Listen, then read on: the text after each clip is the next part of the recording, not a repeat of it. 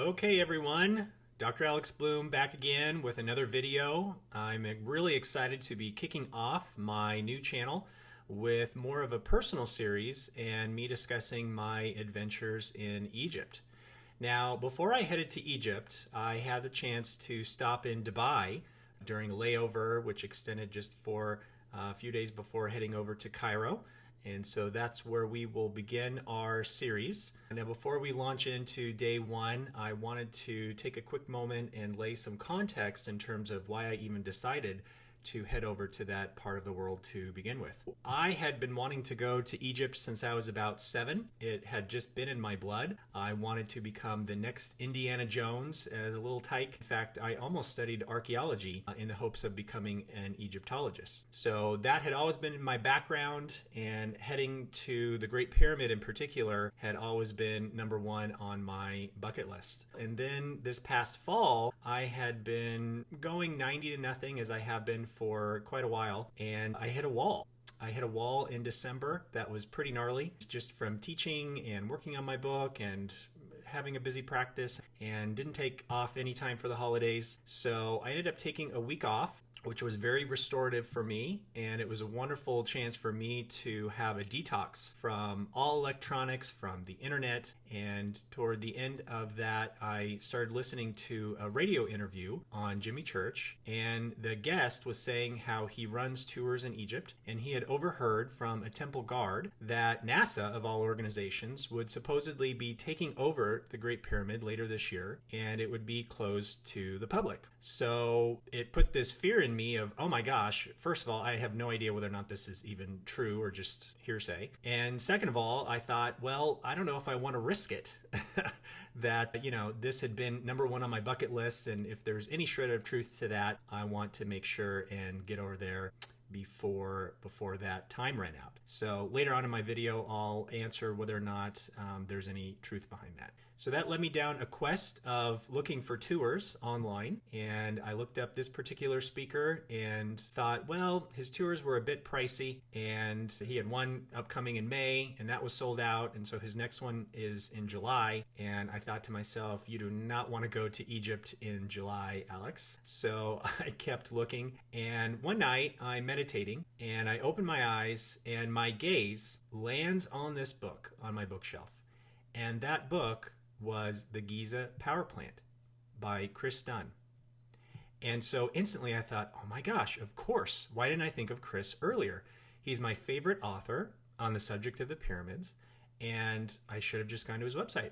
So I checked out his site, saw that he had a tour coming up, and the rest, as they say, is history. So overall, the trip was very refreshing for me to take some time off work and hang up my doctor hat and put on my tourist hat, something I don't do too often, and really had a great time. So without further ado, why don't we launch in? Day one, just to have some background here, will be a shorter video since most of it was me traveling, like this picture shows here. Okay. So this video will be a shorter one since most of my journey was, of course, in an airplane, a 17-hour flight. And I started off in Portland and then headed to Seattle. That was just kind of an interesting prompt before you could watch any videos. And looking at this plane here, it was quite big, certainly not the biggest plane that I've been on, but up there. And here I am boarding. This is coach. So I flew back business class, and I'll be doing a separate review on that. The seats were pretty cramped, I must say. It is cool, though, that they give you a little goodie bag, and inside was a toothbrush and a night mask and a whole bunch of different things. They even gave you socks, which was kind of cool. So when you need to go to the bathroom, you can put on these kind of throwaway socks. Now, I'm a pretty tall guy. I'm a good 6'3", almost 6'4", and good luck trying to get anything from underneath the seat. It was next to impossible, and had to have my seatmate help me out a couple times. Most of the 17-hour flight went by fairly nondescript. Talked to my seatmates a little bit. They were all headed to Kathmandu, working on a project with Habitat for Humanity. So that was kind of interesting hearing about their adventures and where they've been all over the world. And toward the end of the flight, they were taking malaria tablets, and I thought, oh boy, here we go. So this was the video screen for the flight, and there were three main sections here: information, communications, and entertainment. And so you could play around with those. I believe this was touch screen, and you got to see also a live camera shot at all times, two different angles actually of where you were. And that building in the background is the Burj Khalifa, and I'll be talking a lot more about that. So this was kind of cool. I was really impressed with the overall flight. The Emirates stewardesses would go throughout the flight and find children and take pictures of the family together. And it was a really cool camera. It printed off like a Polaroid picture right after it snapped the photo, and then they gave it to the family. So I thought that was really neat. They also had a list of all of the families and would feed the families first. They also went around and gave stuffed animals to all of the children, and just had an overall presence of more care and attentiveness to the families. So I just really appreciated that.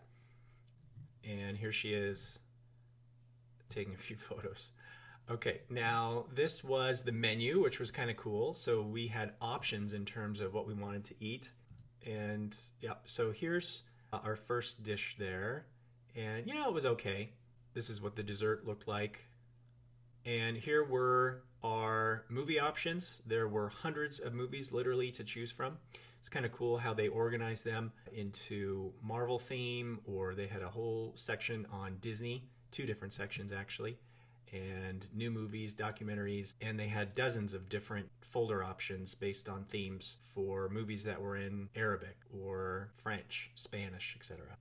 This was kind of neat that a few hours in, they turned the lights off, and so you had this night sky feel with a purple background, so that was kind of fun.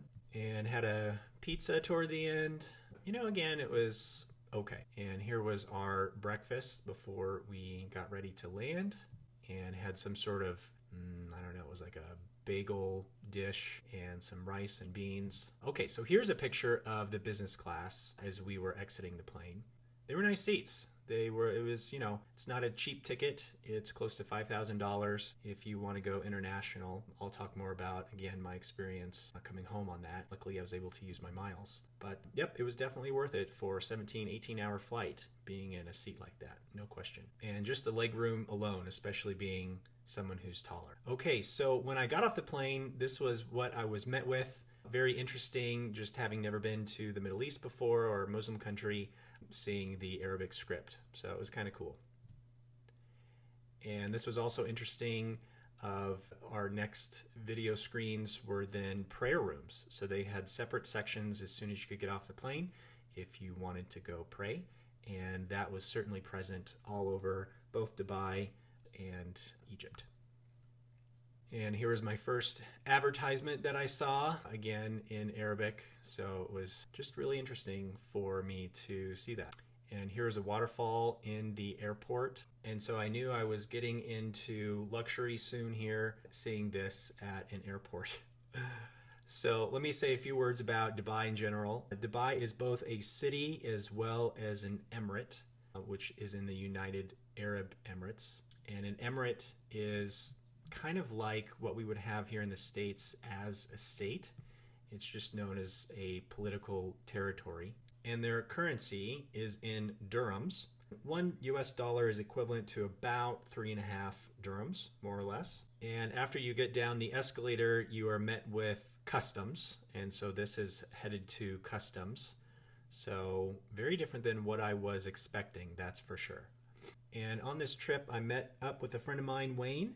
And so after I went through customs here and they stamped my passport, then got my bag and met him on the metro, and then we headed down to our hotel. So interesting note worth commenting on, and that is, from my understanding, if you are headed to a Muslim country and have been to Israel, you have your passport stamped with an Israeli stamp, then when you head to a Muslim country, they won't let you in.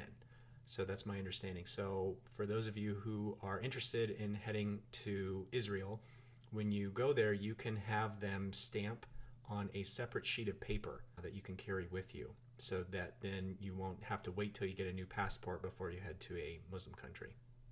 So after we got off the metro, we started walking to our hotel. Took about maybe 10 or 15 minutes to get there. Again, very interesting architecture in Dubai. The city itself is very spread out. It takes quite a while to get anywhere. Most of the time you are on the metro, which is an automated rail system, and I'll talk more about that later. We ended up staying in a very popular hotel chain called Movenpick. But after we checked in, we decided the night was still young, even though we got in pretty late, and thought we'd head out and do something before we went to bed. I know I certainly was amped and ready to go just do something.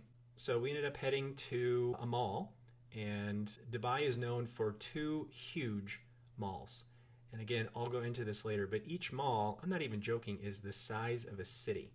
So it was absolutely jaw-dropping to head into these places and just see the size. So we ended up deciding to go to the Mall of the Emirates. This next picture here, yeah, believe it or not, they have a ski slope in the middle of the desert. It was so interesting.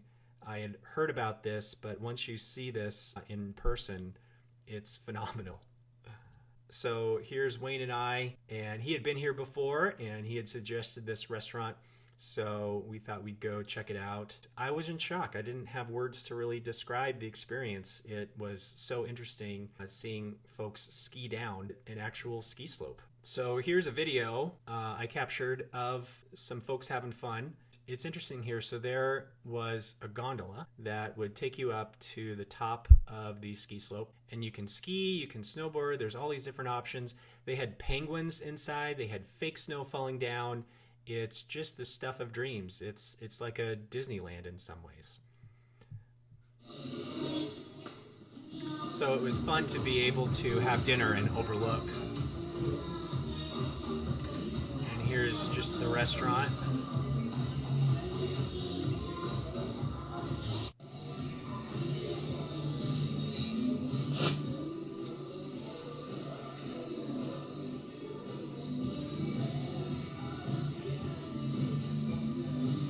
And they had lessons. So off to the left here, after you end your run, you can head down over in this direction and then circle around to head back up. It was just a lot of fun watching them. And I had, of course, to take a picture of the menu. So Wayne had suggested getting a tomahawk steak that he had gotten here before, but unfortunately they weren't selling those anymore. I had a heart attack at first looking at the menu, and then had to remember that this, of course, was in dirhams and not dollars. So again, 100 dirhams would be about $25, $27, something like that. And here's a very blurred image of my steak. It was good. Fries were good. Although a tip moving forward would be I'd probably eat in the food court outside of this restaurant, just because the prices were about a third of the cost and you still got a view of the ski slope. So each of the two malls also had their own movie theaters inside. We explored around the mall. Again, I'll have more pictures on day 2 of the malls, and was shocked at the movie theater here, how it all operated. So it's massive in terms of its size, the number of separate theaters that are inside of this movie theater here. So this Magnum bar is just where you can come and get, I'm assuming, some sort of dessert, but I just loved how gaudy it was. And here's another shot of the main entrance as you walk in. This is where you buy your movie ticket on a giant iPad, and you can also order food here. And of course they had international movies, not just American movies that were sent over. So that was kind of fun to see those. And then here's where you would pick up your food and tickets. And we decided not to watch a movie this night, although we did later, and I'll talk about that in a future video. So at this point, it was getting really late and I was starting to get exhausted, so we decided to head back to the hotel. Before we left the mall, I wanted to take a video just, again, at the Mall of the Emirates here and look at the sheer size of this place. It's it's the biggest building I think I've ever been in my life. The length of each corridor. I mean, each corridor would go down as far as the eye could see in both directions. And then you'd have a side corridor that would connect. And on the other end of that connecting side corridor would be flanked another series of another long corridor that again went the same length on both sides. Just absolutely amazing.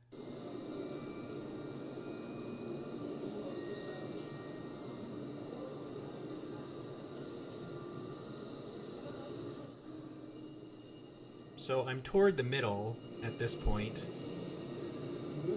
Yeah, I'm getting some video.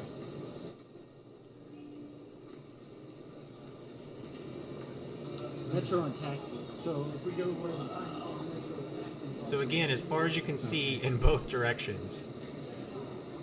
And even further still. And of course there were 3 or 4 stories on each side as well. And it goes all the way down here and there.